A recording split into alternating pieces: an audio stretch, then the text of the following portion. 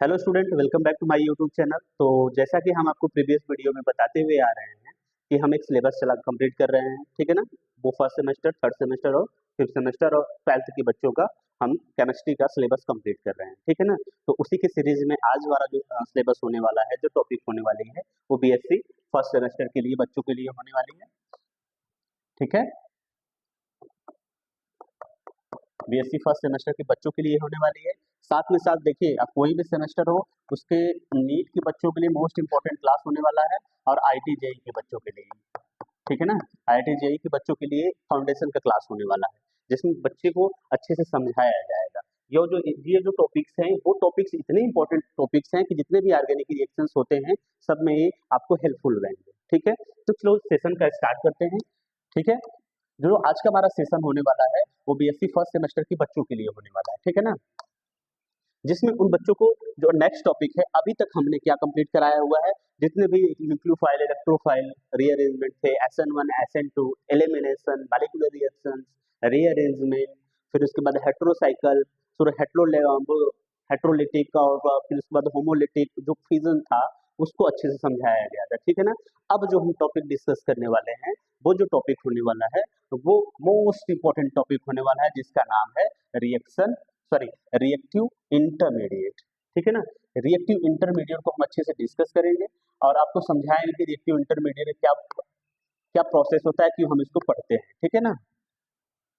तो चलिए देखते हैं रिएक्टिव इंटरमीडिएट क्या होता है। कि जैसे बच्चा आप लोग क्या देखे होंगे, कभी भी आप क्लास 10 से जब भी केमिस्ट्री आप स्टार्ट किए होंगे, वहां से आप देख रहे होंगे कि कोई रिएक्टेंट होता है, जस्ट लाइक रिएक्टेंट लाइक कोई ए है इन द सेंस, और ये बी है, आपस में रिएक्ट करते हैं, तो then will be converted into ABC whatever, ठीक है ना। तो ये आपको कंप्लीट हो रहा है। तो जो रिएक्टेंट होते हैं ना बच्चा, ये जो रिएक्टेंट होते हैं, इनको रिएक्शन कराने के लिए, देखिए लेट अस सपोज ये क्या है, सिंगल रिएक्टेंट है, ये रिएक्शन करेगा, ये रिएक्शन करेगा इसके साथ। जब भी दो रिएक्टेंट आपस में रिएक्शन करते हैं विदाउट इंटरमीडिएट और विदाउट कैटलिस्ट और without acid base catalyst whatever, ये प्रोडक्ट में कन्वर्ट नहीं होते हैं, ठीक है ना।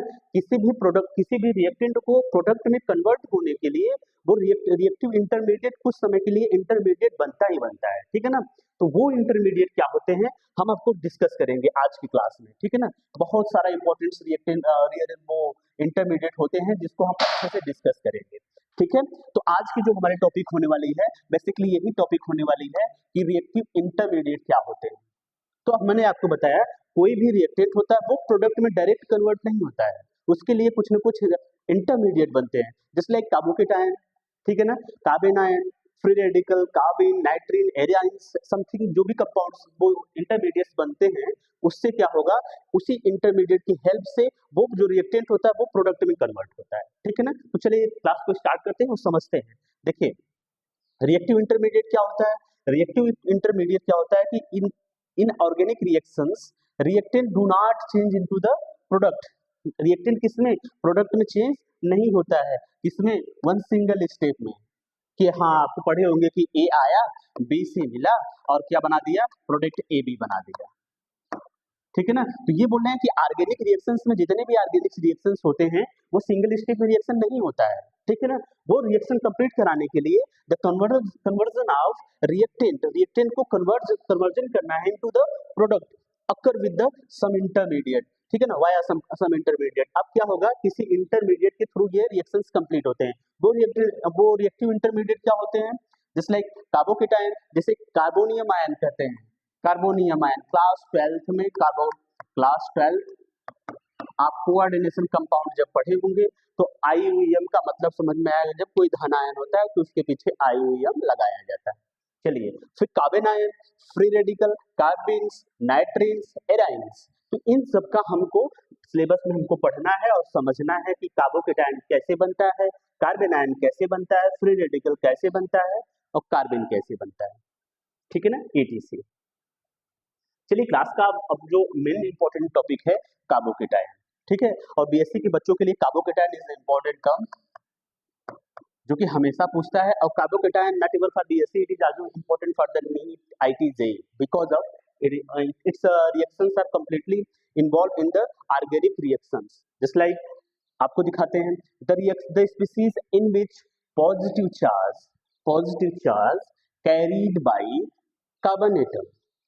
क्या कह रहा है कि कोई कार्बन एटम है वो पॉजिटिव चार्ज लेकर घूम रहा है, ठीक है ना। जैसे आपके गांव में कोई घूमता है बाय नेम, कोई घूमता है तो बोलते हो वो राजू जा रहा है, ठीक है ना। कैसे पता लगा वो राजू, उसका नाम है राजू जा रहा है। तो ऐसे जब कोई कार्बन कार्बन कहीं भीड़ में आपको दिखाई दे रहा है, उसके ऊपर प्लस चार्ज है, तो आप क्या बोलोगे, गुड।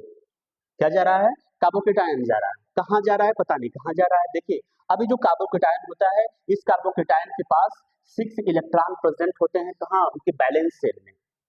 जब ये बॉन्डिंग बनाते हैं, देन आफ्टर इनके पास 6 इलेक्ट्रॉन प्रेजेंट होते हैं, ठीक है ना। तो उसे हम क्या कहेंगे, कार्बोकेटायन कहते हैं। चलिए देखते हैं वापस इसको, डिफिनेशन को अभी तो हम समझा रहे थे।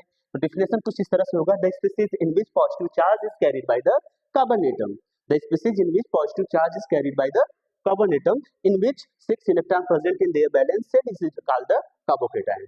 ठीक है, तो समझते हैं। दीज आर फॉर्म, ये बनता कैसे है, तो आपको बताया गया है हेटेरोलाइटिक फिजन जब होता है तो कार्बोकेटायन बनता है, ठीक है ना। अब इन विच एटम्स और groups leaves the carbon along with its pair of electron, ठीक है ना।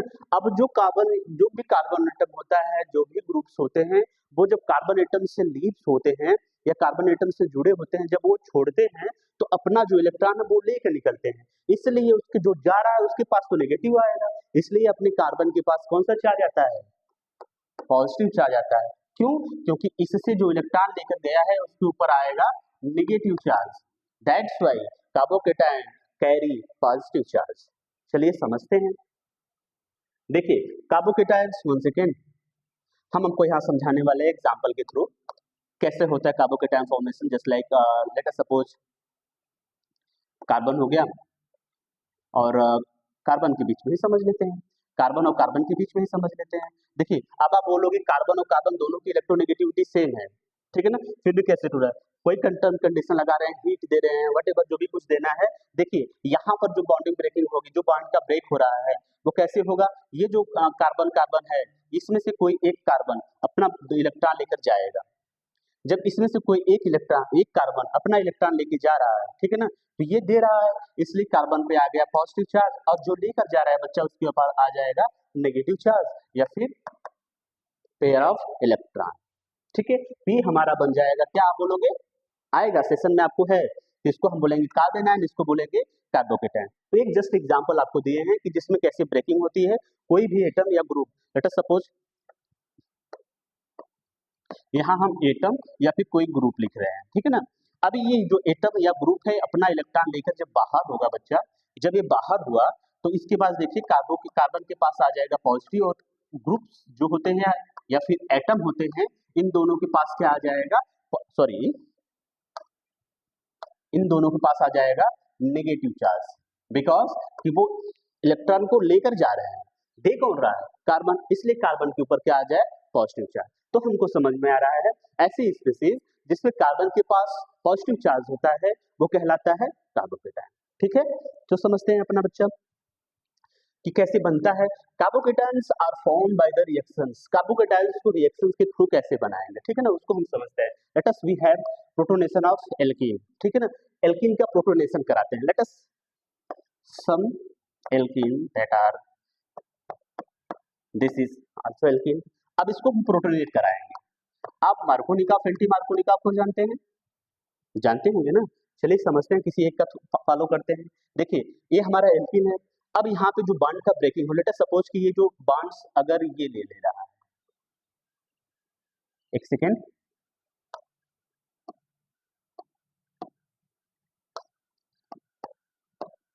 सॉरी,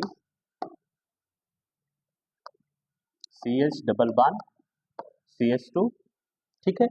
अब एक सेकेंड के लिए हम समझ रहे हैं कि ये जो है वो इलेक्ट्रॉन ले ले रहा है। जब ये इलेक्ट्रॉन लेगा इसके ऊपर आ जाएगा नेगेटिव चार्ज, इसके पास आ जाएगा पॉजिटिव चार्ज, ठीक है ना। अब नेगेटिव चार्ज जहाँ है और है ये H प्लस, एसिड के बेस में रिएक्शन हो रहा है। अब जब ये H प्लस है ना तो ये कहाँ अटैक करेगा, यहाँ अटैक करेगा, करेगा यहाँ पर अटैक। तो आप बोलोगे नहीं नहीं नहीं, यहाँ पे नहीं अटैक करेगा, कहाँ अटैक करेगा, इसकी कार्बन के पास अटैक करेगा, ठीक है ना। जब एक कार्बन के पास अटैक करेगा तो आपके पास क्या बन रहा है बच्चा, देखिए वन सेकेंड, कहाँ से डबल बॉन्ड हो जाएगा,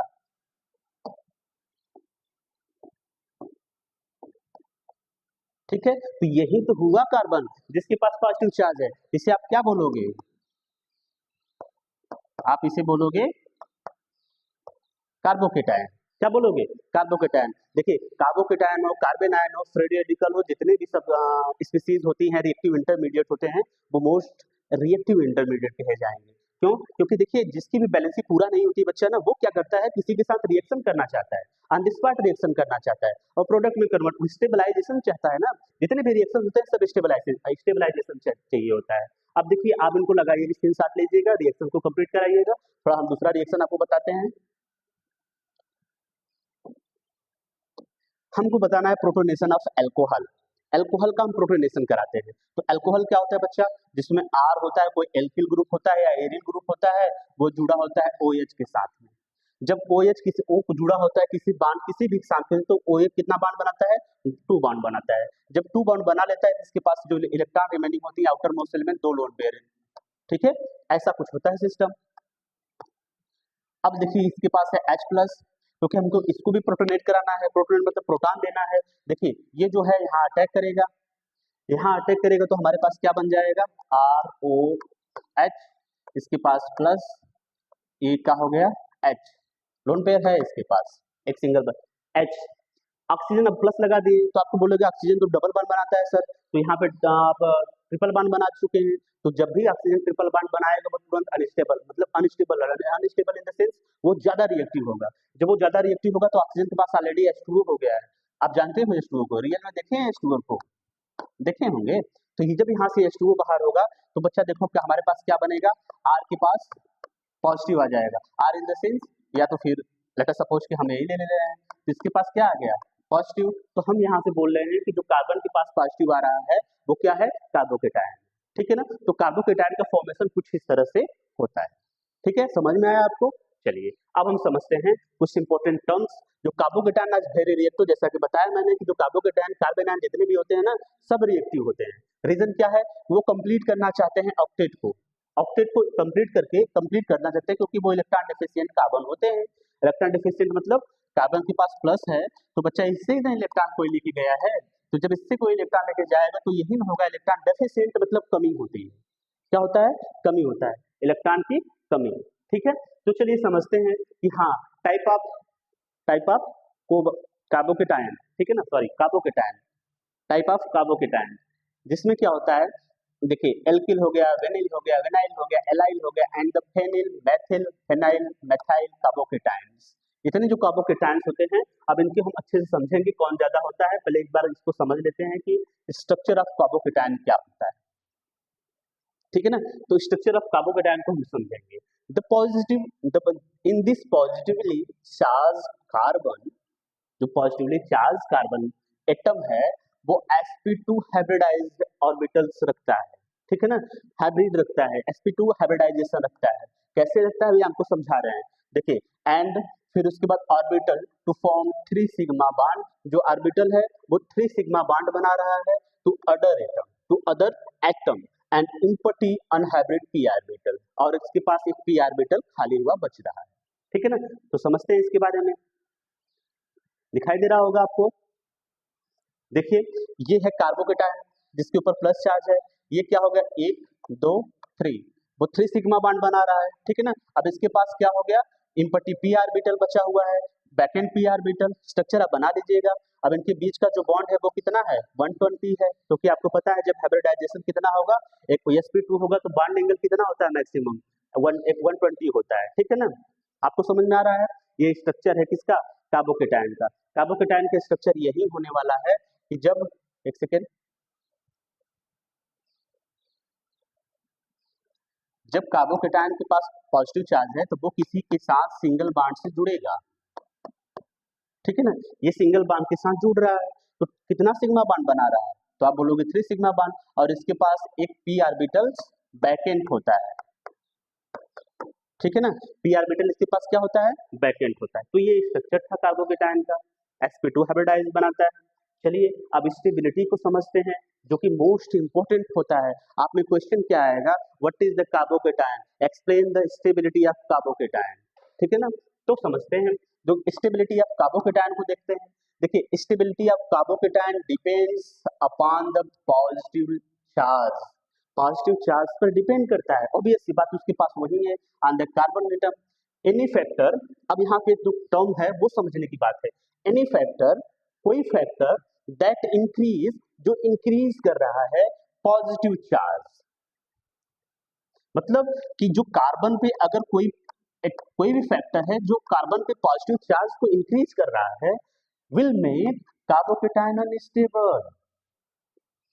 क्या बोल रहा है कि कार्बोकेटाइन को अनस्टेबल करेगा। रीजन क्या है कि देखिए जब आपके पास इलेक्ट्रॉन की कमी है, let us suppose you have 5 rupees, okay, अगर हम आपसे क्या करें, ऑलरेडी आपके पास 5 रुपये बहुत कम है, ठीक है, उसमें से फिर आए रुपया दे दो, हाँ दे दिया, बचा कितना आपके पास 4, फिर मांग लिए, बचा कितना, तो देखो बार बार हम मांग रहे हैं, तो हम आप जब भी हम आपको दिखेंगे बोलोगे यार ये तो ना आए तो अभी ठीक है, यही ना बोलोगे। तो सेम लाइक दैट कि कोई भी ऐसा स्पीसीज होगा जो कार्बोकेटाइन के धन आयन को या पॉजिटिव चार्ज को कम करेगा, ठीक है ना, वो अनस्टेबल करेगा। जैसे आप ही ना मुझसे मतलब आपसे 5 रुपए आपके पास था, 1 रुपया रोज मांगने आ रहे हैं, तो आप एक दूसरे दिन देखोगे लोग अरे यार अनस्टेबल हो रहे हो ना आप, सेम वैसे ही कार्बोकेटाइन होता है, वो भी अनस्टेबल होता है, वो भी बोलेगा अरे यार फिर आ रहे हैं ये। फिर ऐसी कोई स्पीसीज या कोई भी फैक्टर होगा जो पॉजिटिव चार्ज को क्या कर रहा हो, इंक्रीज कर रहा हो, जिसकी वजह से कार्बोकेटाइन क्या होता है, अनस्टेबल होता है। वेयर एज जहां पर decrease positive charge make the carbocation stable.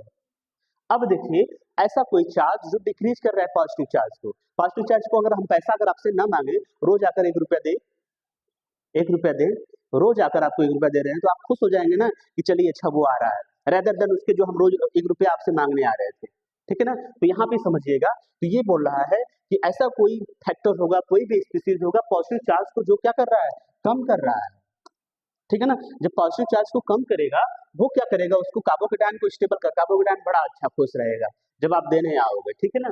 अब देखिए कुछ टर्म्स होते हैं, इलेक्ट्रॉन रिलीजिंग ग्रुप, जो इलेक्ट्रॉन देते हैं, जो इलेक्ट्रॉन देते हैं। अब सोचिए जो इलेक्ट्रॉन मतलब पैसे से आप समझिए, अगर आपको पैसा कोई दे रहा है तो आपको स्टेबल बना है क्या अनस्टेबल, तो आप बोलोगे स्टेबल बना रहा है। Same like that electron releasing group मतलब इलेक्ट्रॉन पैसा दे रहा है, group tends to reduce the positive charge, जो पॉजिटिव चार्ज को कम करेगा ना, आपके टेंशन को कम करेगा ना। तो अब देखिए तो उसको क्या बोलेंगे, कार्बोकेटाइन, हेंस मेक स्टेबल, जो कि स्टेबल बनाएगा। तो आपसे बोला जाएगा इलेक्ट्रॉन रिलीजिंग ग्रुप जो होते हैं वो कार्बोकेटाइन को स्टेबल करते हैं कि अनस्टेबल करते हैं। आप तुरंत बोलिएगा क्या करते हैं बच्चा, स्टेबल करते हैं। रीजन क्यों स्टेबल करने का है, क्योंकि वो इलेक्ट्रॉन को कम कर रहे हैं ना, जो उसके पास पॉजिटिव चार्ज है उसको कम कर रहे हैं ना, इलेक्ट्रॉन को नहीं, पॉजिटिव चार्ज को। इलेक्ट्रॉन और पॉजिटिव चार्ज में अंतर है। अब देखिए लेट अस सपोज, अब दूसरा समझिएगा, दूसरा समझना है कि electron withdraw group.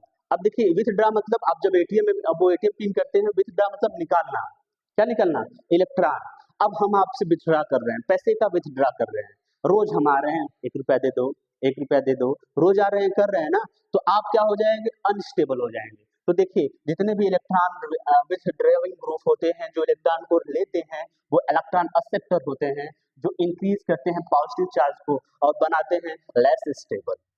I think आपको स्टेबिलिटी ऑफ कार्बोकेटाइन समझ में आ गया होगा, ठीक है ना। अगर नहीं समझ में आए वापस देखिए, सेम टर्म है, कुछ दिक्कत नहीं है। यहाँ तो क्लास तो है नहीं कि ऐसा क्लास करिए वो तो छूट गया, जो बोल रहे थे वो गया, आप वापस से रिकेप कर सकते हो 10 सेकंड 20 सेकंड पीछे करके। चलिए देखिए more the number of alkyl group. अब देखिए जितने भी एल्किल ग्रुप होते हैं, ठीक है ना, वो क्या करते हैं, पॉजिटिव को अपने पास रखते हैं, ठीक है। अब देखिए more the number of alkyl group, ज्यादा एल्किल ग्रुप होते हैं, वो देखिए जितने भी एल्किल ग्रुप होते हैं वो होते हैं इलेक्ट्रॉन रिलीजिंग ग्रुप। क्या कहते हैं, इलेक्ट्रॉन रिलीजिंग ग्रुप, जितने भी एल्किल ग्रुप होते हैं, समझिएगा। ज्यादा से ज्यादा एल्किल ग्रुप जुड़ेगा तो वो ज्यादा ज्यादा स्टेबल होगा, ठीक है ना, ज्यादा स्टेबल होगा तो हम समझते हैं इसकी स्टेबिलिटी को, कोई ऐसा एल्किल ग्रुप जो बहुत ज्यादा जुड़ा हो। तो देखते हैं मोर स्टेबल, सबसे ज्यादा स्टेबल होगा कौन, टर्सरी कार्बोकेटाइन। उससे कम स्टेबल होगा कौन, सेकेंडरी कार्बोकेटाइन। उससे कम स्टेबल होगा कौन, primary carbocation. Then methyl carbocation. अब मैंने आपको बताया कि जितना एल्किल ग्रुप जुड़ा होगा, क्या मैंने बताया, जितना ज्यादा एल्किल ग्रुप जुड़ा होगा उतना कार्बोकेटाइन स्टेबल होगा। यहाँ पर 3 एल्किल ग्रुप जुड़ा हुआ है, 1 2 3, यहाँ पर कितना है 1 2, ठीक है, यहाँ पर 1 और यहाँ पर 0। That's why methyl carbocation is less stable then tertiary carbocation. वो क्या है, मेथाइल कार्बोकेटायन लेस स्टेबल है कंपेरिजन टू टर्शियरी कार्बोकेटायन। ठीक है, अब रीजन क्यों होता है, रीजन इसलिए होता है ना कि जितने भी carbocation carbon ion free radical की स्टेबिलिटी को हम समझते हैं, वो समझते हैं रेजोनेटिंग स्ट्रक्चर के थ्रू या फिर हाइपर कंजुगेटिव स्ट्रक्चर के थ्रू। जितना ज्यादा हाइपर कंजुगेशन स्ट्रक्चर बनेगा, जितना ज्यादा हाइपर कंजुगेटिव स्ट्रक्चर बनेगा, वो कार्बोकेटायन उतना ज्यादा स्टेबल होगा। अब हाइपर कंजुगेटिव क्या होता है, hyper conjugative in the sense वो डिपेंड करता है अल्फा कार्बन पे। अब ये अल्फा कार्बन क्या होता है, ठीक है ना, देखिए अल्फा कार्बन मतलब जिसके ऊपर चार्ज हो, पॉजिटिव चार्ज, नेगेटिव चार्ज या ट्रिपल बॉन्ड जिससे भी जुड़ा हो। ठीक है ना, positive charge, negative charge, double bond, triple bond जिससे भी जुड़ा हो। इस कार्बन से जो पहला कार्बन जुड़ा होता है, रुकिए रफ करते हैं तब समझा देते हैं आपको अल्फा कार्बन अल्फा हाइड्रोजन के बारे में। थोड़ा सा दूसरा एग्जांपल ले लेते हैं, हाँ यहाँ ले लेते हैं आपको समझाने के लिए। चलिए देखिए, ये क्या है, कार्बन के पास पॉजिटिव चार्ज है, ठीक है ना, पॉजिटिव चार्ज लेटर सपोज हम क्या लिए हैं, एथाइल लिए हैं, सॉरी मेथाइल लिए हैं, ये हम लिए हैं मेथाइल।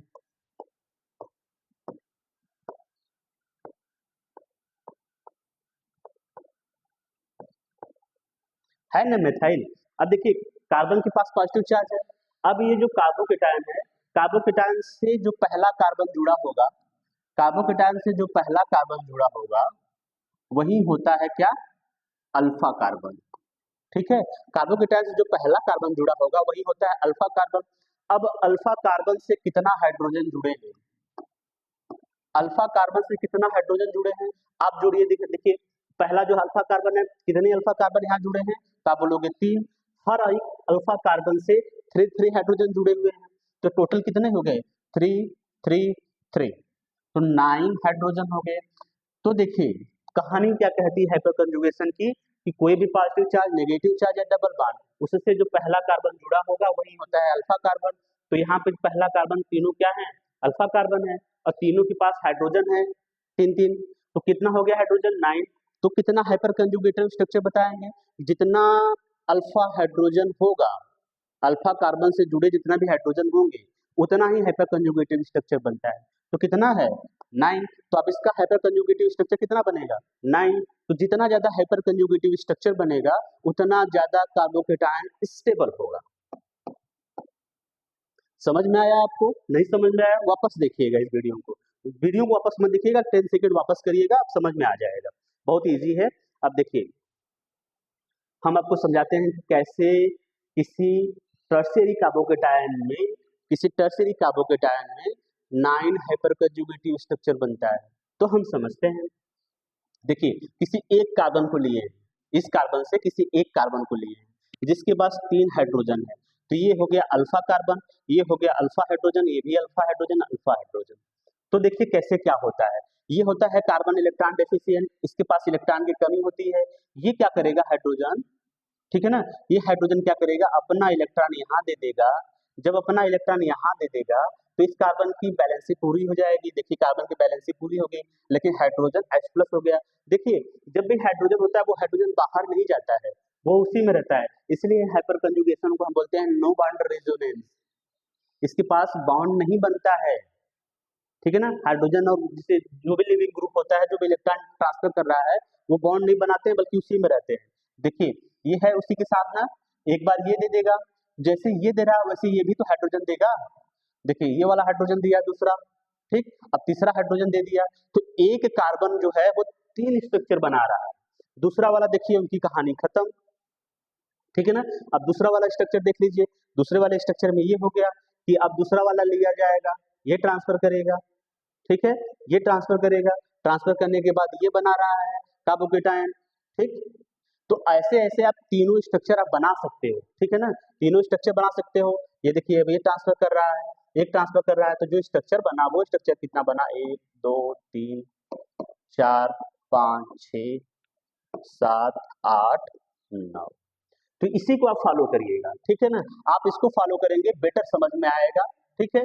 जैसे जैसे ये हाइड्रोजन, एक बार ये हाइड्रोजन देगा H+ हो जाएगा, ये हाइड्रोजन देगा H+ हो जाएगा, ये हाइड्रोजन देगा H+ हो जाएगा, इनकी कहानी खत्म। जब इनकी कहानी खत्म होगी तो इनको वापस से आप CH3 लिख देना, ठीक है ना। अब कार्बोकेटायन लिख देना। अब इसका स्टार्ट करना, हाइड्रोजन हाइड्रोजन हाइड्रोजन, ये देगा इधर, ये देगा इधर, ठीक है ना। अगर आपको समझ में आ जाएगा ठीक है, नहीं तो हम इसका हम अच्छे से समझाएंगे, ठीक है। आप अपने से ट्राई करिए, बहुत बोर्ड कॉम्प्लिकेटेड नहीं है, बहुत ईजी है, ठीक है।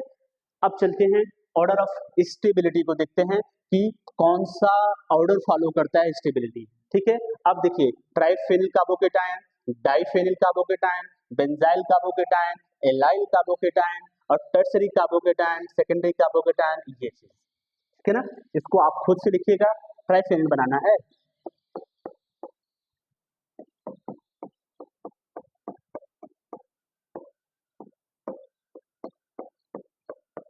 ठीक है। ये ट्राइफेनिल होगा, ऐसे biphenyl, benzyl, allyl, tertiary carbocation आप बना लीजिएगा। तो सबसे ज्यादा ये इंपॉर्टेंट होगा। रीजन क्यों इंपॉर्टेंट होने का, देखिए इसमें जो इलेक्ट्रॉन्स होते हैं ना, जो इलेक्ट्रॉन होंगे तो इसमें डीलोकलाइज होंगे, तो इसमें भी डीलोकलाइजेशन, इसमें डीलोकलाइजेशन, तो maximum number of resonating structure बनेगा। जब maximum number of resonating structure बनेगा तो जो कार्बोकेटायन होगा वो ज्यादा स्टेबल होगा, ठीक है ना। इसलिए जो ट्राइफेनिल कार्बोकेटायन, डाइफेनिल कार्बोकेटायन क्या होते हैं, वो क्या होते हैं, ज्यादा स्टेबल होते हैं, ठीक है ना। अब समझते हैं जो स्टेबिलिटी ऑफ कार्बोकेटायन है वो डिपेंड्स करती है हाइपर कंजुगेशन पर, मैंने बताया था।